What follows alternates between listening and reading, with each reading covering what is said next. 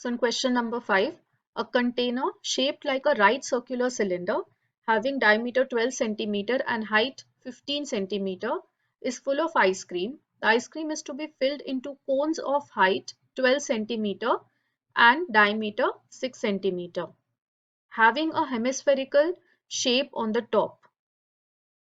Find the number of such cones which can be filled with ice cream.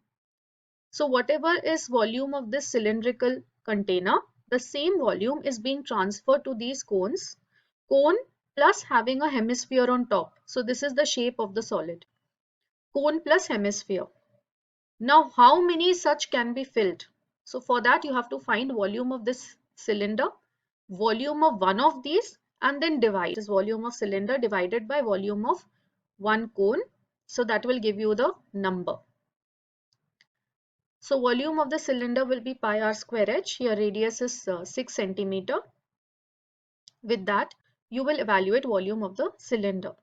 So that you will get it as 540 pi. You will not substitute the value of pi right now. Then you will find out volume of the ice cream which is having a conical part plus a hemispherical part. So that will be 1 by 3 pi r square h. This is for the conical part, and plus 2 by 3 pi r cube. This is for the spherical part. Now here radius will be 3 and height is given as height for the conical part is 12, radius is 3, and for the hemisphere the radius is 3. So you will substitute all the values. You will evaluate it again in terms of pi. So you will get 36 pi plus 18 pi, that is 54 pi. So this is 540 pi and this is 54 pi. If when you the number of such cones that can be filled will be 10. When you divide the volumes, you will get the answer as 10. How many silver coins 1.75 centimeter in diameter and of thickness 2 millimeter must be melted to form a cuboid of these dimensions? So these silver coins are being melted to form the cuboid. So volume of all the silver coins that have been melted and volume of this cuboid must be equal. So if n silver coins are there, we will take required number of coins as n. If n coins are there, then volume of all those n will be volume of 1 multiplied by n, which will be equal to volume of this cuboid. Now coin, the shape will be in the form of a cylinder. This will be how a coin will look like. It is a circular on top, it has a circular base, and it has a height also. So it is like a very thin cylinder. So volume of one coin will be pi r square h, where the radius is the diameter is 1.75. So radius will be 1.75 by 2. This is r square. And h is 2 millimeter. So when you convert that to centimeter, it will be 0.2. So n into 22 by 7 into r square into h. This will be volume of n coins. And volume of cuboid is LBH, that is 5.5 into 10 into 3.5. Now n is what you have to find out. So you will transpose the terms, convert these decimals into decimal fractions, and then you can cancel out the common factors and simplify. So the final answer that you get will be 400. So 400 such coins will be melted to form this much cuboid. The seventh problem, a cylindrical bucket 32 centimeter high with radius of the base 18 centimeter is filled with sand. So this is the cylindrical bucket which is filled with sand, and the bucket is emptied on the ground and a conical heap of sand is formed. So whatever sand is there inside, the same sand is being put and a conical heap is being formed. The height of the conical heap is 24 centimeter and radius and slant height you have to find out for this cone.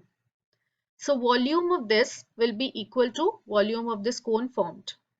So cylinders and cones volume will be equated here. So for cylinder, both the radius and height are given to you. You can find out volume of the cylinder and volume of the cone.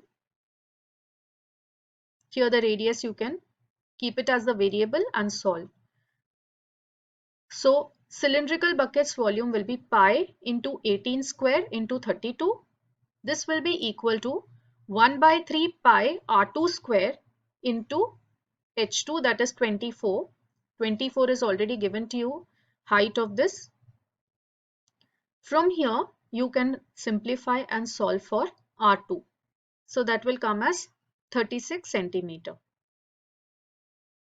R2 is 36 and height is already known to you, that is 24. So slant height you can find out by using trigonometry. So this is forming a right angle triangle. If you join like this is R2 and this is H. So L will be square root of H square plus R square. So with that you can find the slant height, that is 12 root 13 centimeter. In 8th one, water in a canal 6 meter wide and 1.5 meter deep is flowing with a speed of 10 kilometer per hour. How much area will it irrigate in 30 minutes if 8 centimeter of standing water is needed?